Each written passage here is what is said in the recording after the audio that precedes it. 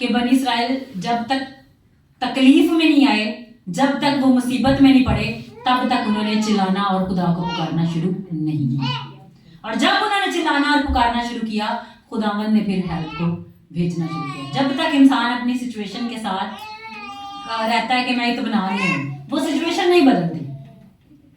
फिर खुदा क्या करता है, जब टाइम आ चुकता है आजादी का, तो वो उस सिचुएशन को और ज्यादा खराब कर देता है, ताकि बंदा गोटे गिट्टे अपने आप रगड़ना शुरू करे, खुदा को पुकारना शुरू करे कि खुदावंद अब इस मुसीबत को मुझसे हटा।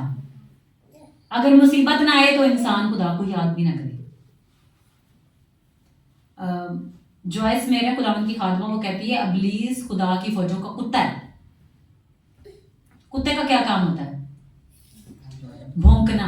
जब कोई खुदा का बंदा या बंदी उस जगह से हट जाता है, तो वो कुत्ता उसके पीछे पीछे भौंकता है और वो वापस उसकी टांगों में पड़ पड़ के उसके वापस लेके आता है। तो अब आप ये देखें कि इब्लीस की तो असाइनमेंट है लोगों को वापस लाने की, हालांकि वो बेवकूफ है, उसको पता ही नहीं है कि जो मैं कर रहा हूँ उससे मेरा ही नुकसान होगा। वो समझ रहा था कि शायद मेरा ठीक काम हो। लेकिन कई लोगों की जिंदगी में वो कामयाब भी होता है जिनकी अकल बंद होती है और वो खोलना नहीं चाहते। और अकल कौन खोलता है? खुदा और खुदा का कलाम। हालेलुया। आज इस मंथ का लास्ट डे है और 12 बजे के बाद ये खत्म और नेक्स्ट मंथ शुरू। और नेक्स्ट मंथ किस चीज का है? यीशु मसीह की आमद का, मतलब यीशु मसीह की पैदाइश का। इस मंथ में जो हमारी वो बैटल्स थी, उन्होंने आखिरी हद तक अपनी वो कोशिश करनी थी।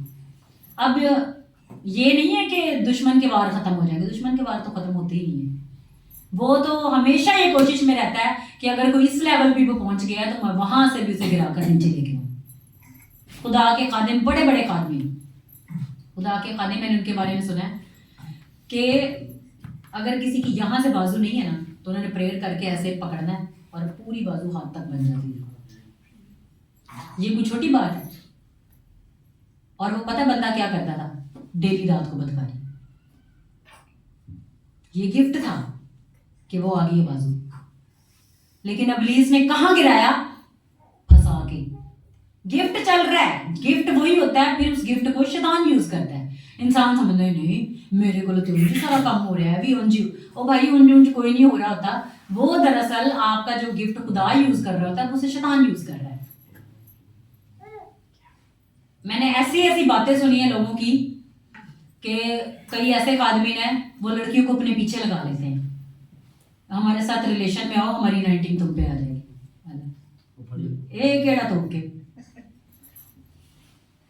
खादमीन नहीं मैं उनको कहूंगी, वो गिरे हुए लोग हैं जो अपने लेवल से गिर चुके हैं। तो फिर क्या करता है? इब्लीस अपने हथकंडे उनके थ्रू यूज करता है। अब जिसने इतनी मेहनत की होगी खुदा की कुदरत में, अनॉइंटिंग में, पता नहीं उसने वो कैसे वो लेवल पार करने के लिए कितनी मेहनत, जब वो गिर गया खत्म कहानी। तो इब्लीस तो वो बंदा कहता है ना कि जैसे मैंने जैरोकली के कलाम में सुना था कि जो दोज़ख है ना वो इस तरह बनी हुई है, ऐसे ऐसे। तो बंदा पूरी कोशिश कर कर करके जब एंड तक आता है तो वो जो आ गया वो एक जबान की तरह आती है, ऊपर से लपेट के टांगे नीचे खींच लेती है। फिर वो कोशिश करके मैं शायद बाहर निकल आऊं। तो क्या है, बंदा चाहे जितना मर्जी आगे बढ़ता चला जाए, शैतान की हर वक्त कोशिश होती है इसको मैंने गिरा लिया तो इसके सारे नीचे वालों को मैंने आराम से गिरा लेना है। अब एक चीज जो मैं आपको बताऊंगी, एक खादिम है, अगर वो शैतान के कब्जे में आ गया ना, तो जिस बदरू ने उस पर कब्जा कर लिया ना, जब वो स्टेज से बोलेगा ना, तो वो जो बदरू उसके अंदर काम कर रही है ना, वो जो नीचे लोग बैठे होंगे उनके अंदर भी वही बदरू काम करेगी। तो ये नहीं होता वो बंदा तो बड़े मौजूदा की वजह से किसके पीछे नहीं लगना, किसकी वजह से किसी के पीछे लगना, यीशु की वजह से। और सबसे पहले खादिम के पीछे भी नहीं लगना, किसके पीछे लगना है? यीशु के पीछे। अक्सर लोग कहते हैं नहीं इंदे ते हद शफाई बड़ी इंदे च फलाना है, तो भाई खादमीन ने आपको नहीं बचाना, आपको तो यीशु ने बचाना है। किसी शख्स ने इस दुनिया में आपको नहीं बचाना, बचाना किसने? यीशु ने। खुदा का कलाम कहता है जो आखिर तक बर्दाश्त करेगा वही निजात पाएगा। और यीशु मसीह के बारे में क्या लिखा है कि वो मौत, बल्कि स्लीपी मौत तक फरमा बरदार और उसने दुख उठा उठा कर फर्मा बरदारी सीखी। भाई अब यीशु ने अपन एंड तक सलीब पर चढ़ के भी उसके ऊपर कोई वार तीर हर काम होता रहा, तो हम क्या समझते हैं, हम यीशु से ज्यादा अच्छे हैं? यीशु से ज्यादा कोई अच्छा नहीं। खुदा का कलाम कहता है कि शैतान जो क्या है, वो गरजने वाले शेरे बब्बर की तरह ढूंढता फिरता है कि किसको फाड़ खाए। उसका तो काम है, वो एक बंदे के पीछे ऐसे नहीं होता कल लगा और आज उसने काम कर लिया, ऐसे कभी भी नहीं होता। वो पूरा टाइम बना के, पीरियड बना के, थोड़ा थोड़ा, जैसे आपने वो सुना होगा स्लो पॉइजनिंग।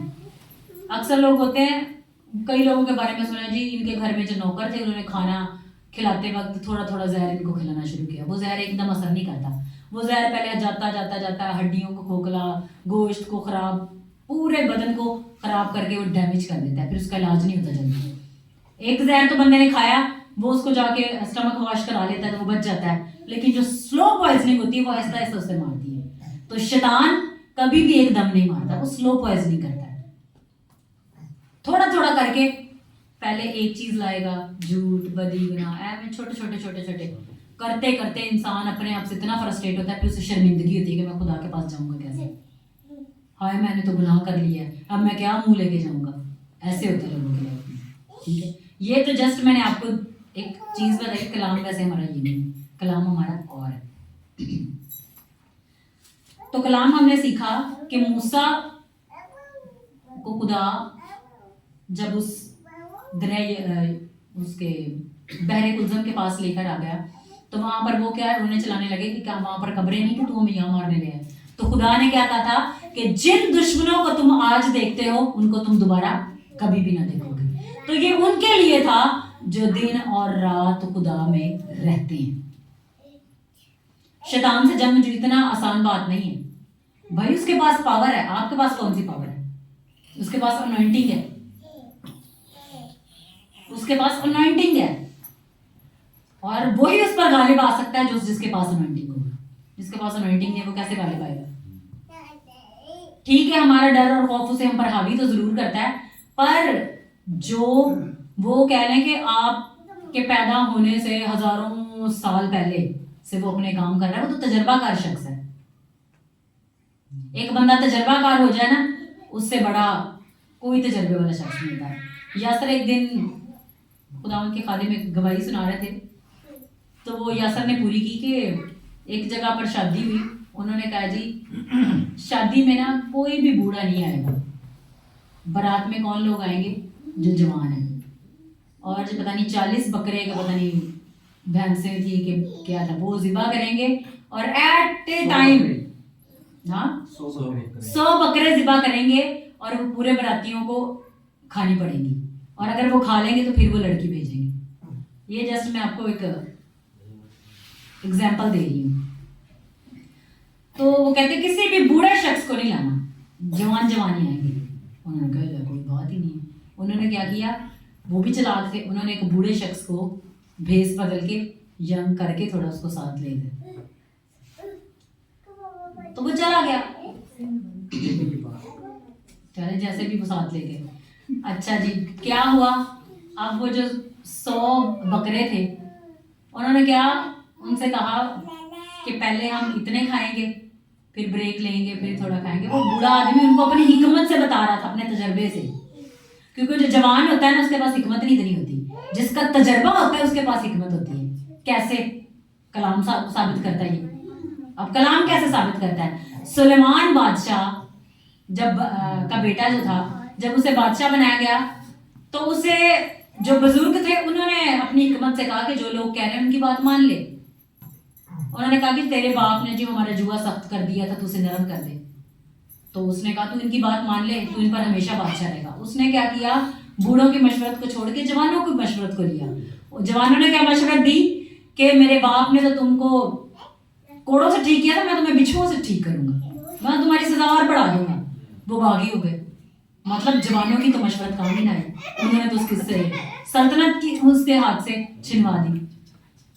तो इसीलिए उन्होंने कहा फिर जवान आएंगे और 100 बकरे खाने हैं। उन्होंने क्या किया जी, आपने क्या करना है, पहले आपने 10 बकरे बनाने, एक बकरा बनेगा और वो खत्म होगा, फिर दूसरा बकरा बनेगा, फिर वो खत्म होगा, फिर तीसरा बकरा बनेगा। मतलब जब तक पहला खत्म नहीं ना होता दूसरा बनेगा नहीं। उन्होंने कहा जी ठीक है। उनको क्या पता ये इनके बीच में कोई साइंसदान आया हुआ है। एक बकरा ज़िबा होगा, फिर पकेगा, वो कितना टाइम लगेगा। पहले वाला खाना हजम, अगले के लिए जगह तैयार।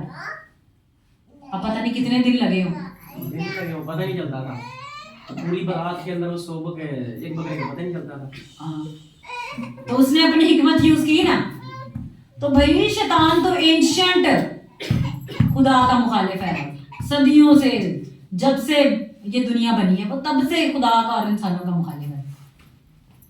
इंसान अपनी हिकमत से उसका मुकाबला नहीं करता जब तक खुदा की हिकमत इंसान के अंदर ना आए। ठीक है, हालेलुया। अब हम अपना कलाम शुरू करते हैं। तो भाई जिसको भूल गया था ना, अगर उसने ये वाला भूल लिया ना, तो ये उसकी मर्जी है। क्योंकि कलाम का मकसद ये होता है कि अगर वो आपकी जिंदगी में आ गया तो वो आपकी जिंदगी में बीजों को, जो कड़वे उनको निकालेगा और वो आपकी जिंदगी को एक ऐसा हमवार रास्ता बनाएगा जहां पर खुदा अपना काम सही तरह से कर सके। हम निकालेंगे यशवा उसका पहला बाब।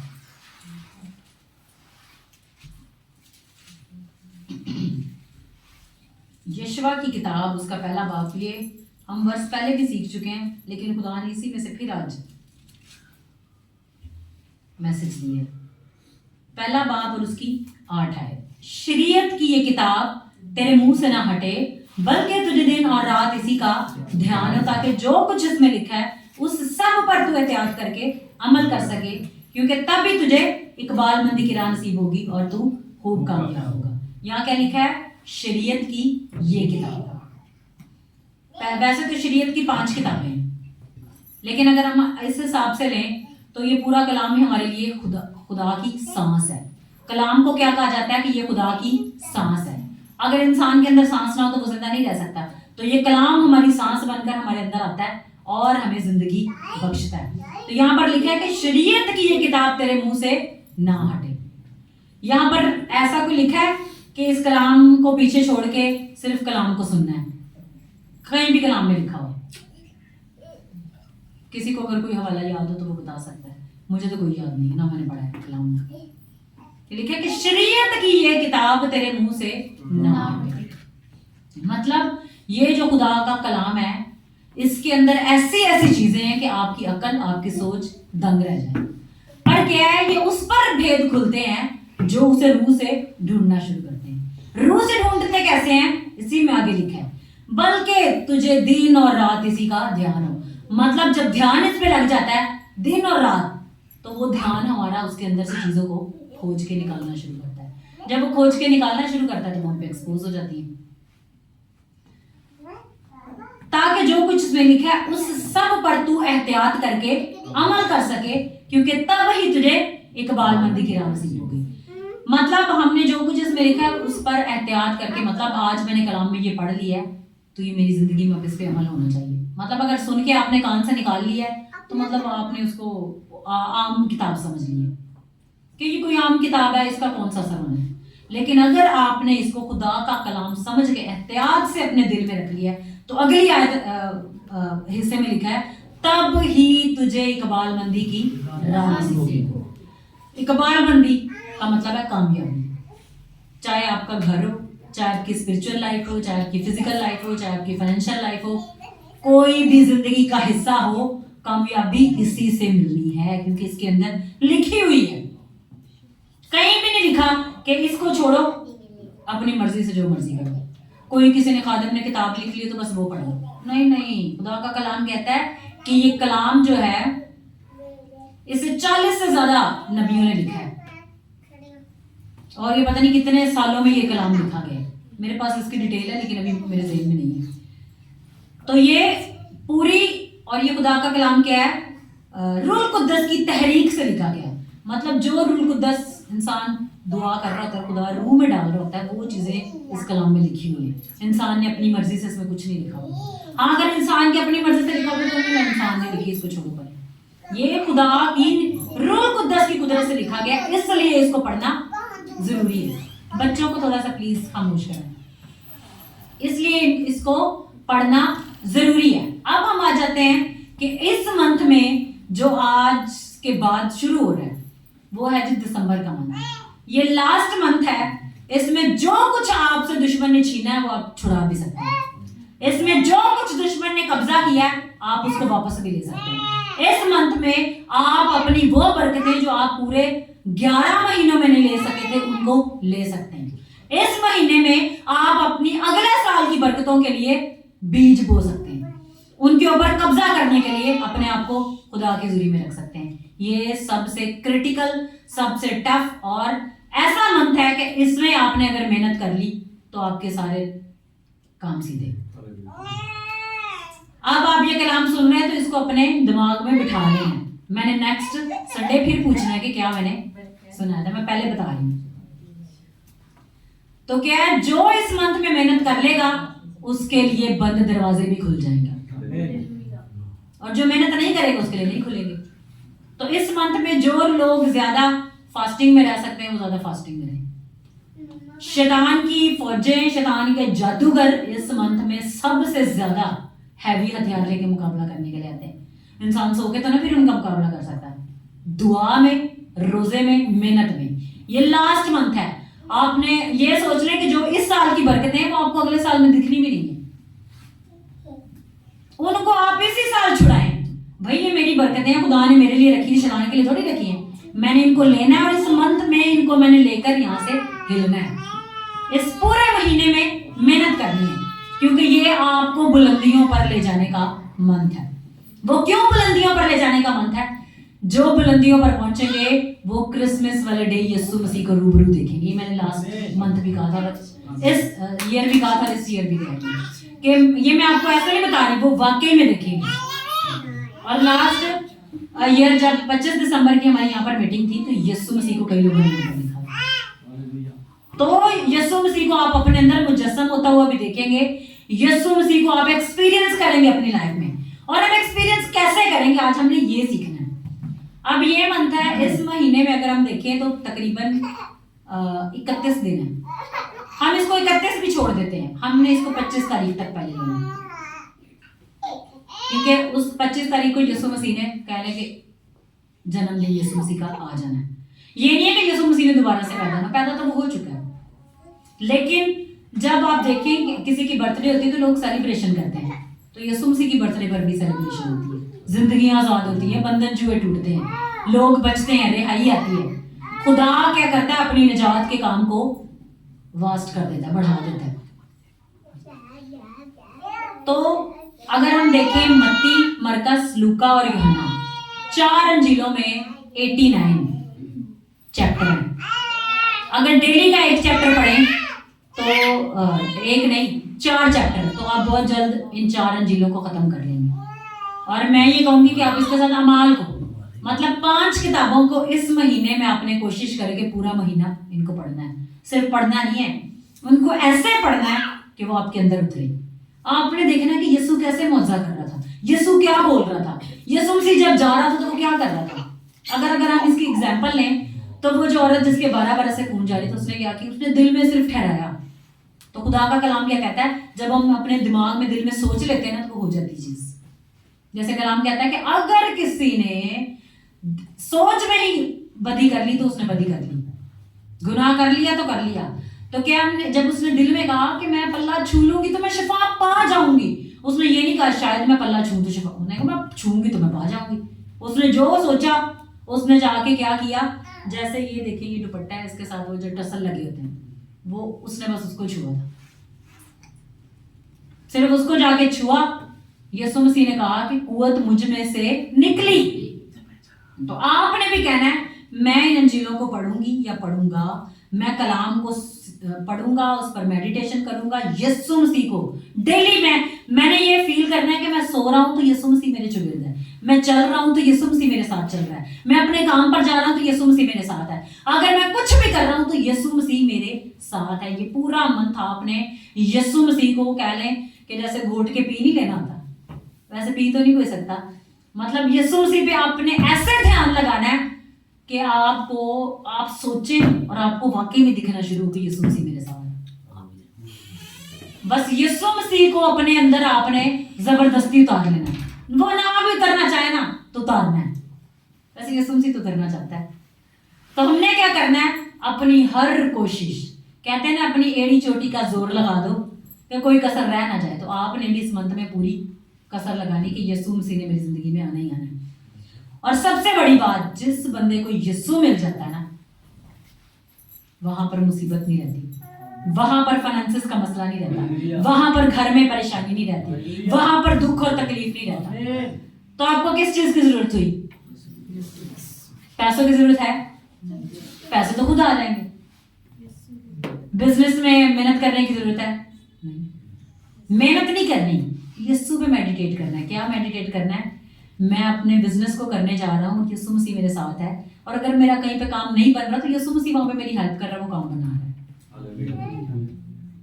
अगर कहीं मुझे कुछ गड़बड़ आ गई है तो यीशु मसीह मेरे साथ ही खड़ा है, और मैं कह रहा हूँ यीशु मसीह देखिए प्रॉब्लम है, तो यीशु मसीह कहते हैं टेंशन ना ले, मैं करता हूँ। जो इस तरह से इस पूरे मंथ को गुजारेगा उसके लिए मैं स्टैंप पे लिख के दे सकती हूँ।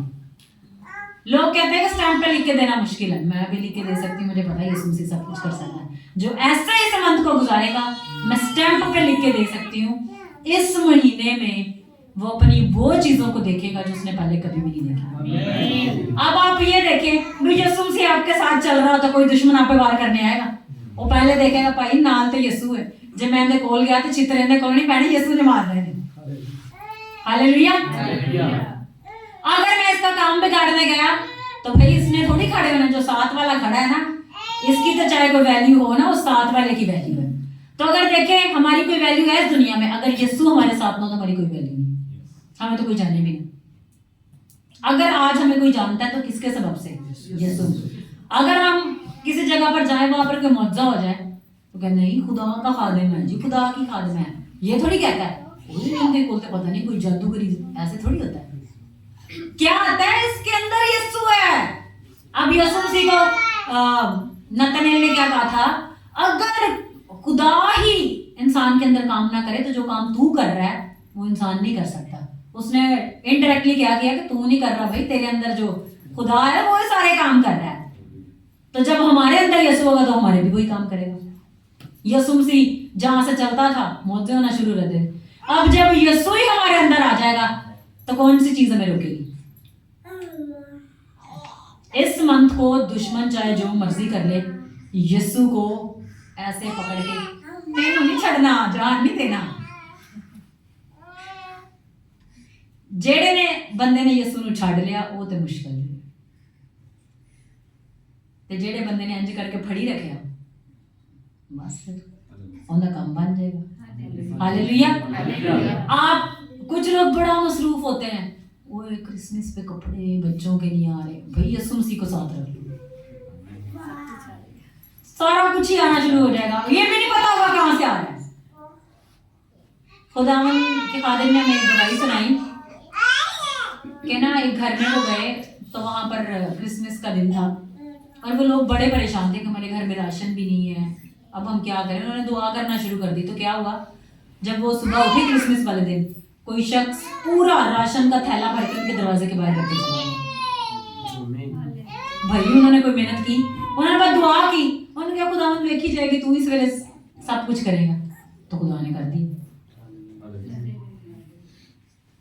जो उसके अंदर रहकर उसमें मेहनत करते हैं वो कभी भी शर्मिंदा ना होंगे, वो कभी भी किसी चीज की तंगी में ना रहेंगे। तो ये मंथ आपने मत्ती से शुरू करना है, एक हवाला है, मैंने ऑलरेडी शुरू किया हुआ, मैं आपको पहले बता दूं, मैंने ऑलरेडी शुरू किया हुआ। तो क्या मैं उसको ऐसे पढ़ रही हूँ, मैं पढ़ रही हूँ और मैं देख रही हूँ। एक मैं आपको रेवलेशन इसमें से बताती हूँ। मैं पढ़ रही थी कि यीशु मसीह जब उस झील के अंदर कश्ती में सो रहा था, तूफान आ गया, तो वहां पर क्या हुआ था? उसके शागिर्दों ने कहा भी इतना तूफान आया तू सो रहा है। उसने कहा कि तुम्हारे अंदर थोड़ा सा ईमान भी नहीं है। यीशु मसीह उठे और यीशु मसीह ने हवा और पानी को डांटा और वो साकित हो गए। हवा क्या है? एक स्पिरिट है, पानी क्या है? स्पिरिट है, क्योंकि उसके अंदर स्पिरिट है।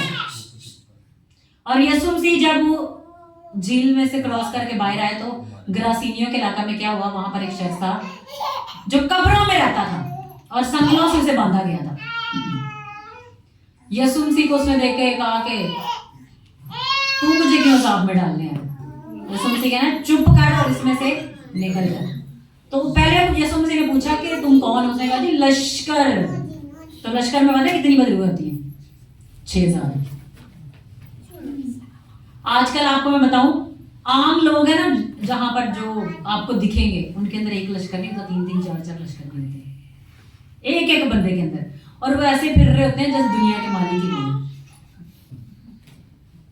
और कभी कभी हंसी भी आती भी इंज लगते ने साढ़े प्यो दी जमीन भी साढ़े प्यो दी जमीन।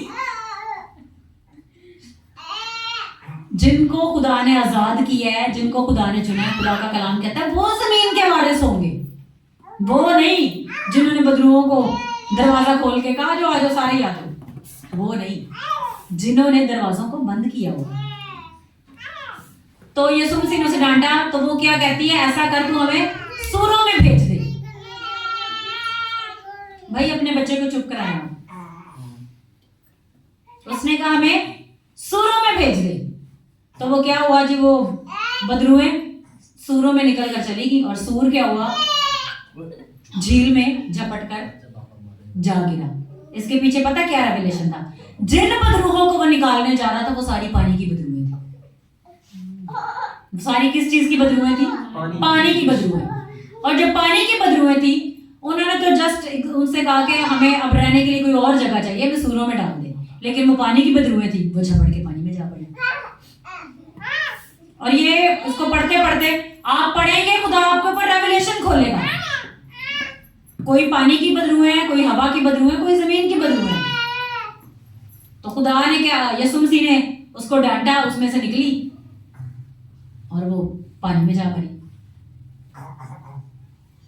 क्योंकि वो पानी की बदरूएं थी। इसलिए पानी में तूफान आ गया। भाई कौन सी तो हमारी सल्तनत में तहलका मचाने जा रहा है, इधर ही रुक। लेकिन यीशु मसीह ने हवा और पानी को डांटा। तूफान खाली पानी नहीं लेके आता, हवा और पानी मिलके, हवा जो है वो लहरों को उछालती है, हवा और पानी मिलकर झील के अंदर तूफान लेके आएंगे। तो आप देखें कि ये सारा क्या है, जब आप कलाम को पढ़ना शुरू करेंगे आपके ऊपर एक एक करके रेवलेशन खुलना शुरू होंगे और आप कलाम के अंदर डीप होना शुरू हो जाएंगे। बस आपने कलाम को लेना है, उसे पढ़ना है और पढ़ने से पहले कहना है कि खुदावंद इसके अंदर जो भेद है वो मेरे पे खुलना शुरू हो। प्रेयर में रहना है, फास्टिंग में रहना है और काम करते जाना, ठीक है। और इसके साथ एक और चीज करनी है, वो है जी गैर ज़बानों में दुआ। मैंने इसको अपनी लाइफ में ऐसे लिया कि जब आप गैर ज़बानों में दुआ करते हैं ना तो आपके फरिश्ते एक्टिव होते हैं। अपने फरिश्तों को एक्टिव करने के लिए हमें क्या करना पड़ता है? गैर ज़बानों में दुआ। मैंने खुदा के खादिम से सीखा, वो कहते हैं कि जब आप दुआ नहीं ना कर रहे होते तो आपके फरिश्ते ऐसे करके बैठे होते हैं। जब आप दुआ नहीं कर रहे होते, आप जो मर्जी कहते रहे, मेरे फरिश्ते इधर नहीं थे, मेरे इधर ना, भाई कोई नहीं। जब आप दुआ कर रहे होते हैं तब फरिश्ते आपके बेहाव पर काम कर रहे हैं। जो बंदा दुआ नहीं कर रहा उसके फरिश्ते ऐसे बैठे हैं और शैतान की फौजें उसके ऊपर वार कर रही हैं। कहते हैं जैसे ही आप गैर ज़बानों में बोलना शुरू करते हैं ऐसे फरिश्ते छट काम करना शुरू कर देते हैं। जब वो काम करना शुरू कर देते हैं शैतान की सल्तनत में हलचल मच जाती है। भाई रोको इसे, गैर ज़बानों में दुआ करना शुरू हो गया। कहते हैं अक्सर लोगों को क्या होता है, वो गैर ज़बानों में दुआ करते करते क्या होता है, थक जाते हैं। कहते हैं भाई जी थकावट होगी, नहीं दुआ हो रही। वो क्यों नहीं हो रही होती? शैतान आपको तो थका रहा है। भाई चुप कर, तू केड़े आने लगा, तू मेनू जलील की जा रहा है। वो आपके अंदर ऐसी बॉडी के अंदर ऐसी सिचुएशन पैदा करेगा, आपको अंदर से ऐसे होगा शायद मुझे भूख लग रही है, शायद मेरे अंदर कुछ एनर्जी कम हो रही है। ये मैं आपको इसलिए बता रही हूँ कि ये मेरे साथ पिछले दिन होता रहा, मैं अपने तजर्बे से ये चीजें आपको बता रही हूँ। तो मुझे ऐसे लगे जैसे मेरे अंदर एनर्जी कम हो गई है और जैसे दुआ के ऊपर से फोकस हट जाना। फिर मैंने थोड़ी देर ब्रेक लगा कर शुरू कर देनी और फिर मैंने देखा कि जिस चीज को आप दिमाग में रख के आप प्रेयर शुरू करते हैं ऐसे इंस्टेंट होना शुरू हो जाता है। आप पूरे महीने आप उस चीज का फ्रस्ट्रेट रहेंगे, हो नहीं रही। लेकिन जब आप गैर ज़बानों में दुआ करेंगे और दिमाग में उस काम के लिए दुआ कर रहे होंगे तो ऐसे काम होगा। कल मैंने इसको प्रैक्टिकली करके देखा। मैं जब सुबह उठी, मैंने गैर ज़बान में दुआ करना शुरू किया। जो जो काम नहीं हो रहा था मैंने उसको दिमाग में रखा और करना शुरू कर दिया। अभी मैं उठी हूँ और वो काम ऐसे ऐसे होना शुरू हो गया। मैंने कहा ये फार्मूला तो बेस्ट है। आपको फार्मूले भी दे रहे हैं सारे। एक फार्मूला क्या है जी, गैर ज़बान में दुआ करना, और दूसरा यीशु को पकड़ लेना। अगर फार्मूला होगा तो इक्वेशन ठीक होगी ना। फार्मूला नहीं लगाएंगे तो मैथ के सारे सवाल ही गलत हो जाएंगे। तो क्या है जी, इस सारी चीज को सॉल्व आपने करना है। गैर ज़बानों में दुआ करनी है, रोजा रखना है पूरे मंथ में। मैं ये नहीं कह रही कि डेली रख लें, हफ्ते में 3-4 तो रख ही सकते हैं। ज्यादा बड़ा नहीं रख सकते, छोटा रख लें, लेकिन अपने आप को इस कंडीशन में रखें कि मैं दुआ और रोजे में रहूंगा और खुदा मेरे काम करेगा। यीशु मसीह को अपने साथ ले लेना है दुआ रोजे में, कलाम को ले लेना है, और इस मंथ में सब चीजों को भूल के बस ये काम करने हैं। और जो काम आपके नहीं हो रहे थे उनको बस दिमाग में सोचना है, गैर ज़बानों में दुआ करने जाए। और दुआ क्या करनी थी, खुदावंद ये काम भी हो जाए, खुदावंद ये नहीं हो रहा, खुदावंद इसके पीछे रुकावट है, जो भी चीज इसके पीछे खड़ी है रुकावट बन के वो गिरना शुरू हो जाए। दुआ गैर ज़बानों में करेंगे और जो दिमाग में कर रहे हैं ये गिरना शुरू हो जाए। चीज जो चीज पीछे खड़ी, मैं दुआ कर रही थी और जो रुकावटों के पीछे जो फोर्सेस खड़ी थी वो मुझे दिखना शुरू हो गई और वो गिरना शुरू हो गई। जब आप दुआ करते हैं चीजें आपको दिखती हैं, जब जो चीज दिखती है फिर वो खत्म भी होती है।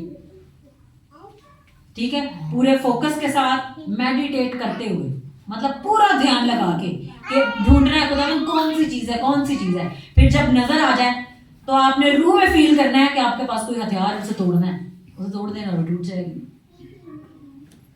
मतलब आप अपने लाइफ के लिए सारे कामों को खुद ही कर सकते हैं। आप कोई काम करना चाह रहे हैं, आपका कोई बिजनेस है, आप चाहते हैं कि उसको स्पीड लग जाए, तो प्रेयर गैर ज़बानों में कर रहे हैं और दिल में दिमाग में सोच रहे हैं कि इस पे स्पीड आ जाए, जो इस स्पीड को रोक रही है वो जलना शुरू, स्पीड आ जाए। घर का कोई काम नहीं हो रहा, उसके ऊपर ऐसा करना शुरू करो। और एक और चीज, जो चीजें काफी टाइम से या कई सालों से या पूरे साल से स्ट्रगल कर रही है उनके लिए बीच होना शुरू करें। ये आपको जो बेसिक चीजें बता दी हैं, इन्हीं चीजों के थ्रू आपने पूरे महीने में अपनी विक्ट्री को लेना है। जो इन पे अमल करके, इसका रिजल्ट मैं ये नहीं कह रही कि आप 25 दिन के बाद देखेंगे, आप 1 हफ्ते के बाद इसका रिजल्ट देखेंगे, आप 2 दिन के बाद ही रिजल्ट देखना शुरू हो जाएंगे। जो 25 दिन का सोच के चलेंगे ना, वो सोचेंगे शायद आएगा रिजल्ट। जो कहेंगे ना मैं दुआ में आज कर रहा हूँ, अगले घंटे में रिजल्ट आएगा, उसका अगले घंटे में आएगा। जो दुआ करेगा नहीं अभी मैं दुआ कर रहा हूँ शाम को रिजल्ट आएगा, उसका रिजल्ट आएगा। जो आप दिल में सोचेंगे और सोच के दुआ करते चले जाएंगे वो होगा। क्योंकि उस औरत ने क्या कहा था, मैं जस्ट उसका पल्ला ही छू लूंगी तो शिफा पा जाऊंगी। मतलब जिस टाइम मैंने छू लिया काम हो गया।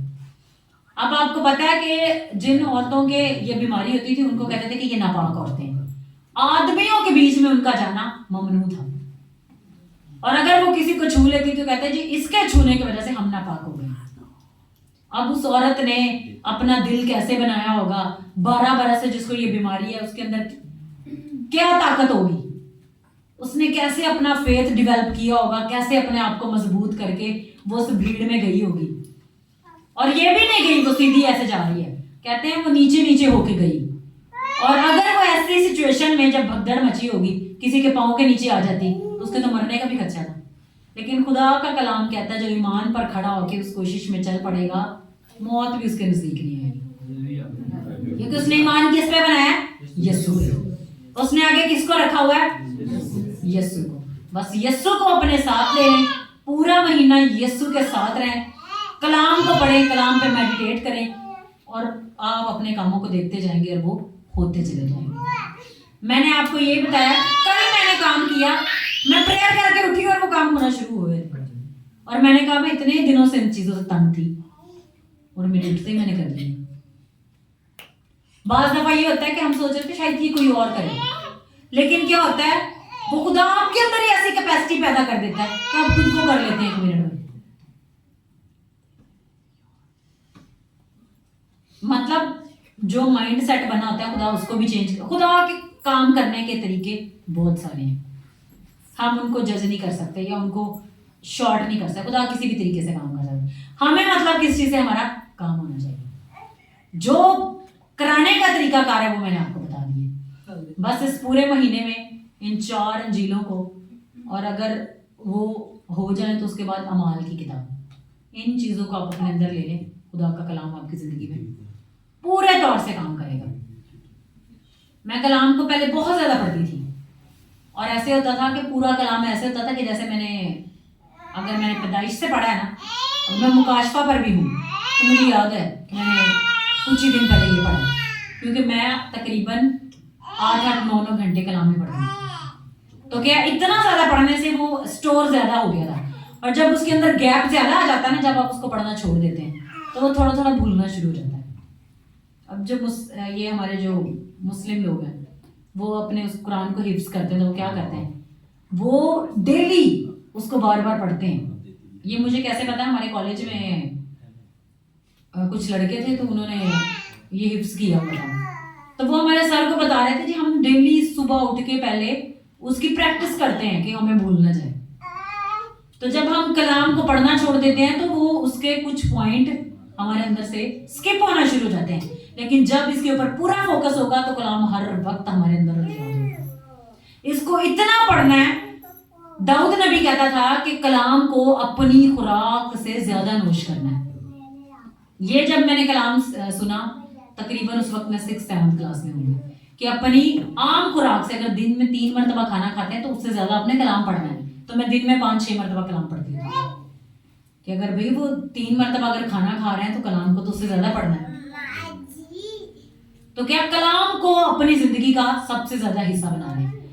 और मैं आपको एक और चीज गारंटी के साथ बता रही हूँ, जो लोग ज्यादा कलाम पढ़ना शुरू कर देंगे उनके ऊपर रेवलेशन ज्यादा खुलेंगे। जो लोग ज्यादा कलाम पढ़ेंगे उनके ऊपर खुदा का नूर ज्यादा बढ़ना शुरू होगा, क्योंकि खुदा का कलाम क्या है, हमारे अंदर हिकमत को लेके आता है, रोशनी को पैदा करता है। जहां पर तारीकी होती है, तारीकी को वह उस जगह को छोड़ना पड़ता है, क्योंकि खुदा का कलाम कहता है कि नूर का तारीकी के साथ कोई वास्ता नहीं है। और जब नूर हमारे अंदर एंटर होगा तो तारीकी को तो जाना पड़ेगा। और नूर क्या करता है, हमारी राहों को रोशन करता है। इसलिए दाऊद नबी ज़बूर की किताब में कहता है कि तेरा कलाम मेरे कदमों के लिए चिराग और मेरी राह के लिए रोशनी है। क्योंकि ये कलाम जब मेरे साथ होता है, मुझे याद होता है, तो एट द टाइम जिस वक्त मैंने जिस वर्ष को बोलना है मैं उसी वक्त उसको लेता हूँ, मैं बोलता हूँ और मैं चलता जाता हूँ, मेरे दिमाग में आ जाती है, याद आ जाती है। जब आप उसको ज्यादा पढ़ेंगे तो वो याद होगी। अगर आपने किसी से एक आयत सुन ली 2, फिर वही रहेगी। लेकिन जो इसको ज्यादा पढ़ेंगे उनके ऊपर खुदा की कुदरत ज्यादा होगी।